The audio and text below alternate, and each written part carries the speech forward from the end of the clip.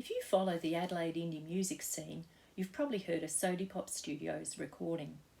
For 3 decades, record producer and sound engineer Brett Sody has been behind the desk and behind the scenes as artists from the Bodgies to Peter Coombe, Lowrider and the Violets lay down the soundtracks to our lives. Here's where the magic happens and hits and memories are made. A roll call of Adelaide acts have played within these walls, too numerous, Sody says, to remember.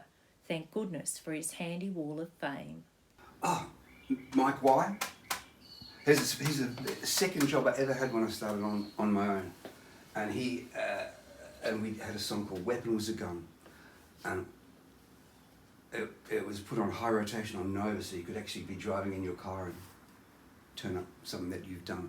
I'm very, very proud of that. He's a lovely guy as well. The Violets, I've done nearly all of their recordings. They're a great band as well. Lowrider. They were a great band. They didn't last very long. They got to the Christina Aguilera support straight after that. Sold hundreds and hundreds of CDs, but those were the days. Pick William Street Strikers, classic rock band, just finished their new album. They're great. It's been a storied career, which has seen Sody inducted into the South Australian Music Hall of Fame, alongside luminaries like Cold Chisel, the Super Jesus, the Angels and the Master's Apprentices. You always watch all these award shows all your life. Academy Awards, Emmys, Tonys, Oscars, and I thought, what a load of rubbish.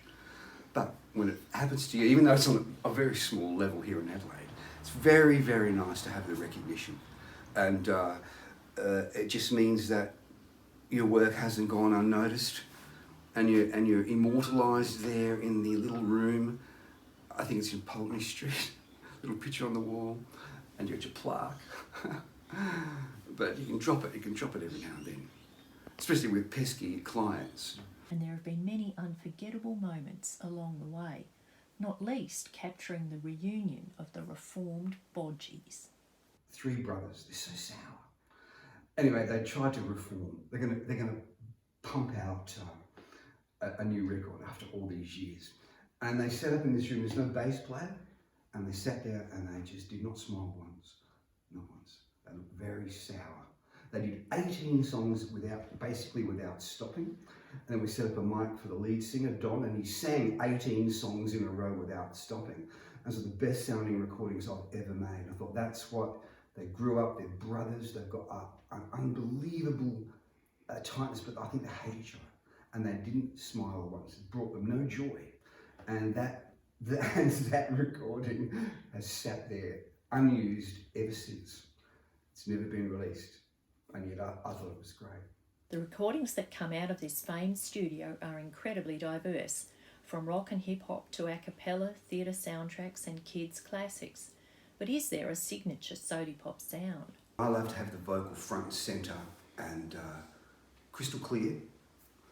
And another signature thing that I like to do is to bring some room into it.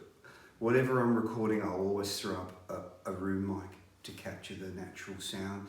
Once again, this is the 2 or 3 things that the home recorders would have trouble with probably. If you've got a lovely room, you've got some acoustic instruments in here, and that adds depth. So if you get a great sounding vocal that rams the message home, whatever they're trying to say, it could be silly, it doesn't matter. And some naturalness, so you get what we like to call high fidelity. Sody's love affair with music began early and never got old. He still gets on the tools, writing songs and playing gigs around town with his bands, the Love Muscles, the Nuts and the Crusty Cowboys. Just grew up loving rock and roll, just loved it, and as soon as I could, bought a guitar and just joined bands. And in those days, as I've said, you could get a gig just about anywhere. And I think still to this day, it's the most fun because it's bigger than yourself. It seems Sody would always have found ways to play, even if it didn't pay. But the respected musician says his ultimate profession as a sound engineer and producer came about by chance. I just had a normal, regular job that I hated. I think at the time I was delivering ice cream. That's fantastic stuff. And a friend of mine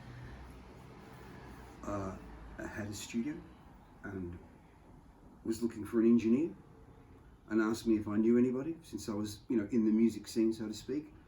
And that was the big pivotal moment in my life, that on the road to Damascus moment. I said, well, I don't know any, and it just occurred to me in a blinding flash, and maybe I could do it. The rest, as they say, is history, and Sodhi has seen many changes in the music scene, from his early pub gigs through to the last 30 years behind the desk, first at Krell Studios and then on his own at Sodhi Pop. When I was younger, bands played everywhere all the time. Every single pub had bands. Now, of course, that is pretty much extinct. It's all pokies and Sky Sports. The advent of Pro Tools replacing costly tape has heralded the rise of the bedroom producer, or as Sodhi dubs it, the kids on their lappies. But he's not quite done yet, and even when he is, he has a backup plan, several in fact. He penned A Journey Through the Past, a play about Neil Young, which sold out its season at the Adelaide Fringe, and won, with his late wife Rose, an International Film Festival award for the short film Home. Sodhi's also the author of the Dirty Works trilogy of novels, which began as a script for a parody film called Tail and Ben's CSI, about South Australia's youngest police detective, Pete Young, an organic food nut with Asperger's. Actor Pete Michelle was cast, but fate intervened. I was riding away, and then poor old Pete died. He was only 42, dropped dead of a heart attack. He used to be on SA Life on TV, just a great guy, a great actor. So that was really sad, and I thought, well, I can't imagine anybody else doing Detective Pete Young. So since I'd, in the back of my mind, always wanted to have a go at writing one, I thought, let's just turn that into a book. And it just came out. All my life in music has made me love a good lyric. And so I've tried to take that hard-boiled Raymond Chandler-esque, it kind of, and funny, it's supposed to be funny, and blend it with lyric-like flows. Words rhyme and they zap and, like a crazy song. So I've done 3, so let's just hope somebody buys them. Muso, record producer, sound engineer, movie maker and author. It's dirty work, but someone's got to do it.